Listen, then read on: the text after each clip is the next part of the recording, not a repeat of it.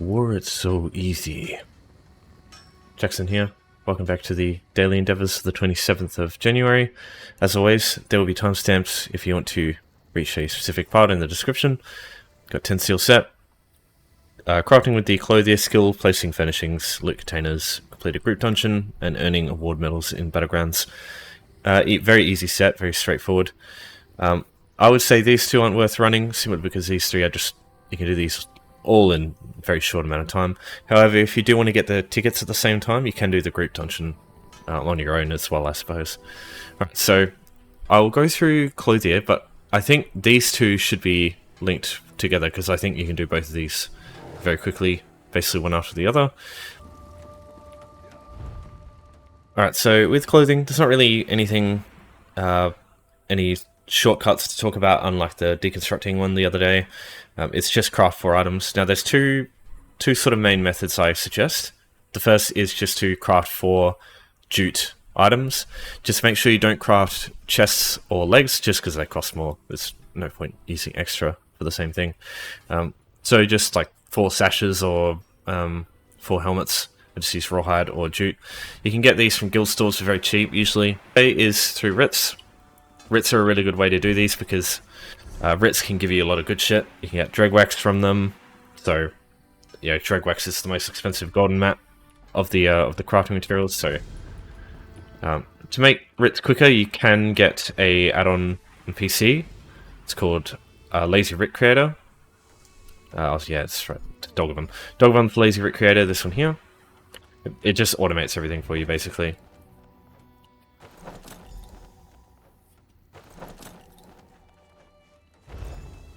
So yeah, easy to do that one. It also is a part of the weekly as well. That's it. That's another interesting thing. The weekly is really easy this week. Can't wait to talk about that. So after you writ, just craft like 1 item here. So we'll just go. It's got sash. And if you need star materials, you can get these from the Clothiers. In Oridon, there's one just here in Vocal Guard. So you can talk to these guys and they'll give you all the basic star materials that you need.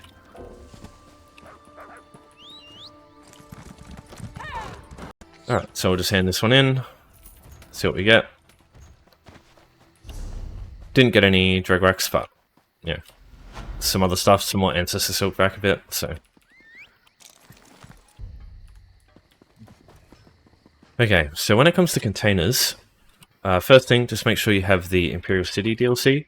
It's free, so everyone can get access to it. Then you just make sure you have a level 10 character, go to the Imperial City, enter the campaign. So regardless of which alliance you are, every location will have a bunch of weapon racks. Hello? Okay, there we go. We'll have a bunch of weapon racks, and these weapon racks, the weapons that you take from them count as containers. So all you have to do is look at one of these weapon racks, this one here, just take these items and that's it. So these all count, so there's heaps of items there, there's also a bunch of items here. So yeah, very easy to do this one as well. There are other ways, you know, there's lots of items in Vocal Guard in group dungeons, like you can just go to the go to Vollenfell and there's a bunch of containers out the front. Maelstrom is the same, you know, Dragon Star is the same, all that stuff. But this one, no matter where you are, as long as you're not in Imperial City itself, or in... I think you can join it via house as well anyway. So yeah, basically anywhere you can just come straight in here, grab this stuff, and all you have to do to leave is, you'll see this like circular icon here. This is the exit. So you just go out there and it takes you back to wherever you queued in from. The reason I wanted to put the Clothier Endeavour in the same is there's a clothing station in all of these locations as well. So while you're getting your containers, you just come here, craft your 4 pieces of clothing, if you're not going to do a writ, that is, and then that's 2 out of 3 done already. So very quick to do this one if you do those 2 together, and then just come up to this thing here, and it'll take you back to where you were. Okay, placing furnishings. So if you need a house, just wait a little bit. I'll explain how to get one for free. That includes a furnishing that you can use to do this with. after this, but I'll just explain the basics. So on the bottom right, you'll see the housing editor key or button. You just press that, go into this menu. Don't worry about the weird tile stuff, that's just an add-on. So at the bottom middle, you'll see browse, you just press that button. You come into here, this is all the items here.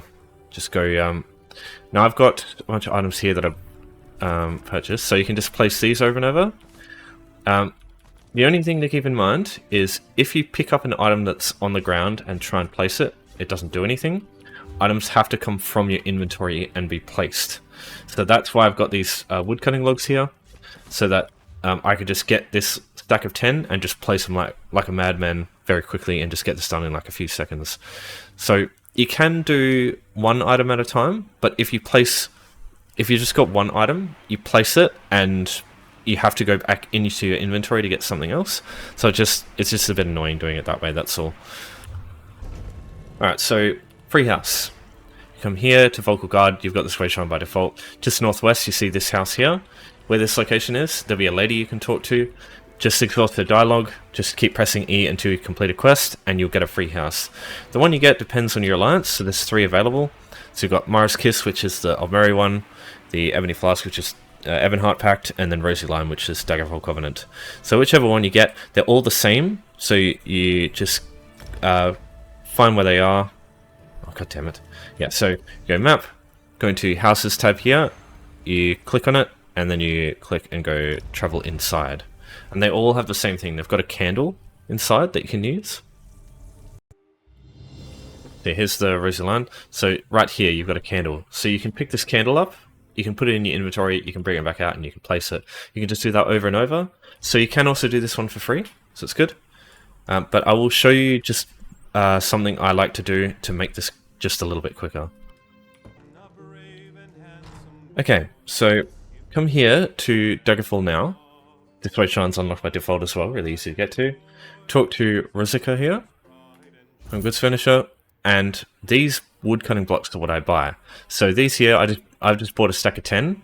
I just did that once, and now anytime I need to do this one, what will happen is, unlike the other items where if you just got one, you'll have to go back into your inventory to place other stuff. This one, it just allows you to spam place them very quickly, so it just cuts down the amount of time it takes this one, that's all. But like, I'm talking like 5 seconds instead of like 20, you know, for the majority of people it's probably not a big deal. So yeah, but you can do that and make it a little bit quicker. Alright, so last one, a group dungeon. So normally my advice is, and I still think you should do Fungal Grotto 1. This is the quickest dungeon to do in the game, because you know everyone's probably seen it by now. You kill the Goblin Chief, you go through the cave, you just turn left when you see the little like creek, the little water flowing creek, and then you just go into the water, go all the way to the final boss, you just jump up, and you can clear it in like 5 minutes. And I feel like everyone's seen that to death, so I'm just going to do something different today. I've noticed the one of the pledges is Arx Corinium, which is a dungeon I can do right now on normal on this account, so I need the keys, so, and I can't be bothered bloody finding a group for this. Alright, so Arx is full of lamias and snakes. Just like most of the other normal dungeons in this game, you can skip all this stuff. The quest givers are Nereids, which is interesting. There's just a group of Nereids that want to take it back from all the lamias. So, just word of advice, if you pull one of these things, you pull fucking everything. Something that can make it easier is, what you can do is just run away, like run through them, bring them all over here. Because all of these lamias are fucking ranged. So what will happen is they'll all basically funnel into this one little spot that you can easily kill them all. Just bear in mind they do a reasonable amount of damage and have a lot of health. So once they're all grouped here, also be careful of the lurchers. They don't fuck around too much.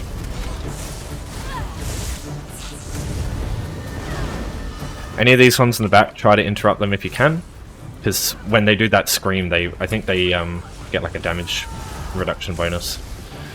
Dodge heavy attacks, interrupt, you know, all the regular shit. Okay. So it's just lamias down here, basically, and a couple of snakes every now and then. Okay, so this boss here TLDR, don't stand near it when it's got this big AoE going, because it will heal like crazy. So when this happens, get the fuck out. Dawnbreaker, kill all the lamias first, just get them out of the way. And once he stops this thing, now we fight him. Just a heavy attack to dodge, or block as well. He doesn't have a lot of health, but when he does this AoE thing, you want to make sure you get out, because he heals like fucking crazy. But he doesn't do it very often either, so... There he goes. So you see there, I predicted it. I got out of there. Alright, so you don't have to kill him for the pledge. It's just the 3 main bosses. So I'll skip some of this stuff just to make sure this... Because it's just the same shit, it's just repetitive. These snakes have a lot of health, but they do fuck all aside from just slap you every now and then. Alright, so here's the first main boss. It's a giant Wamasu with lightning abilities. I'll put my food on too, that'll really help with my sustain. Alright, so basically every time he faces you, just turn around. And that will like avoid most of the shit that you're going to deal with. Because he has a couple of attacks that he does that are really annoying. This one here, it stuns you if you get hit by that, so just keep spinning around the guy, and you... Alright. Yeah, see what I mean? Fucking weird shit.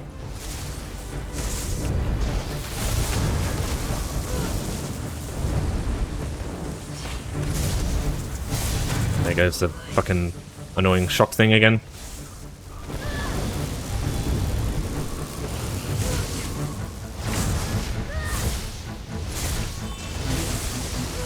Get out of the way. Okay, so you can't even block that, lol.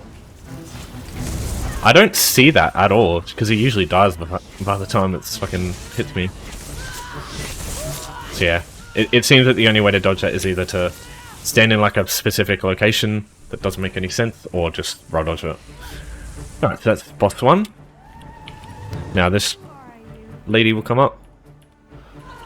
You can read all that stuff if you want, but don't want to spoil anything. Right, so you got this group here. The main thing to watch out for is the lurcher here. You might not see it at first. The same thing. I suggest you bring everything into this corner here, so that all the lamias group up. Just give them all a Dawnbreaker, stun them. Just be careful of the bloody bitch slap from the lurcher. Stay away from him. Oh, bloody trees everywhere. Okay. Here we go. Woo! Watch out! Can you tell I've fucking done this a lot?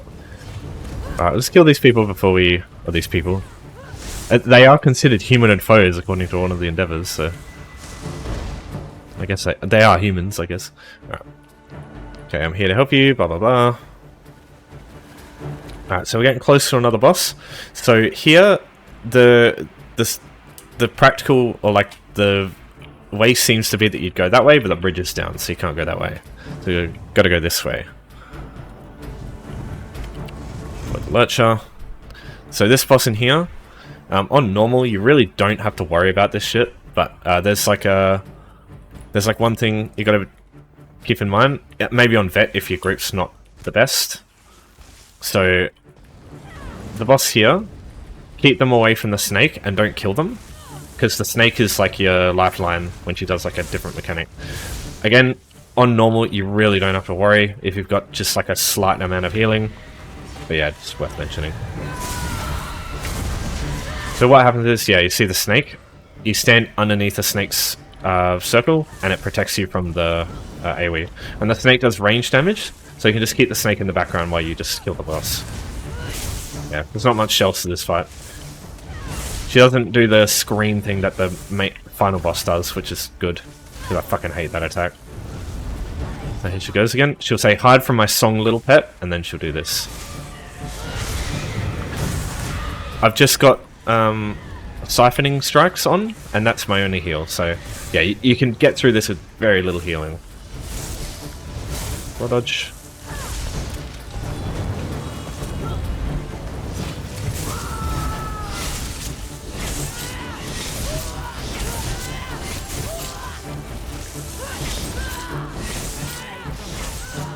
And as soon as she does, the snake dies too. Okay, so this is the reason you're in here. You want to get this thing.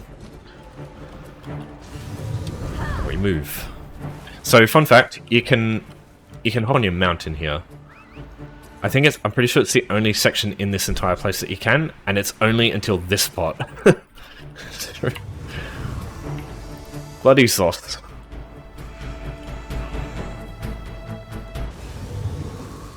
Okay, so this boss is quite interesting. So firstly, sometimes all the lamias will just like despawn and you'll have to start the fight again. I really don't know what causes that. Apparently you just like, if like one player's still on the bridge, it just fucks up. Alright, so this boss, he does like a big AoE like that thing, the bloody airstrike. If you get hit, if you're in the middle of that, you get stunned. And I don't think, yeah, so if I stand in this, I'll get stunned. And you can't break free, it's really annoying. So yeah, just keep moving. Whenever you see her do that, like, sort of bring her arms up like that, just move. Doesn't have a lot of health though, so you can kill her quite quickly.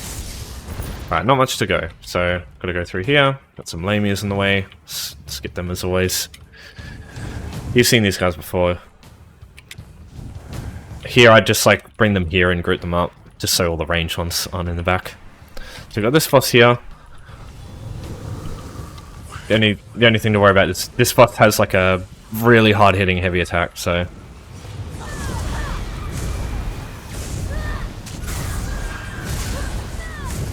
Alright, so this boss has, yeah, this beam thing.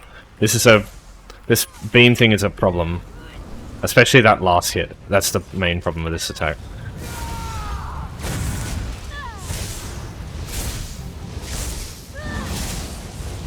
Now, if you're struggling with this guy and how much damage he does, when he does that ability that you can interrupt, just don't interrupt it. Just let him keep doing it. I really should have blocked that. Alright. So the thing about lurchers is they hit really hard, but they hit really slowly. So if you block the attacks, it mitigates so much of the damage. Okay. So, final boss. This one is, even on normal, it's a fucking pain in the ass. Alright, so, Celastrix. This fight is much different to a lot of other fights in these dungeons. This boss constantly loses aggro. So if you're tanking this and you just, for some reason, see her run off and just start killing everyone, that's why. It's fucking annoying. I really wish one of these days that they, like, make it a bit easier for tanks to keep aggro on her, but yeah. Alright, so the main thing here is this shit, the world crumbling around you. So there's always a safe location. It's like usually always like on the other fucking side of the world. So you can sprint over there to stay safe, but you don't have to. If you've got a bit of healing, usually you can get through it. On Vet, it's a whole different story, but on normal you can just fucking get away with all sorts of shit. Okay, get out of this, because it stuns you, or at least it, you know, it phases you, that sort of thing. So the reason I'm keeping her in the water and shocking it is if she goes onto land, she gets a shield. At the start you can see it, so I'll bring her onto land now, and you better see it. So yeah, so she's got a shield now. So you do less damage to her when she's got a shield on. That's the only thing. So bring her into the water and she takes way more damage. That's the idea. So what you do is you keep her on the very verge of these islands and just kill her that way. But yeah, you'll notice that she just runs off and just attacks whoever the fuck she feels like all the bloody time, and it's really irritating. Alright, so you get your tickets as well, which is great. So yeah, it's really good. And then we'll just complete this quest, get a skill point. Alright, so that concludes endeavours for today. If you got any questions, as always, just let me know. Thanks everyone for watching, thanks for your support as always, and I'll see you next time. Take care.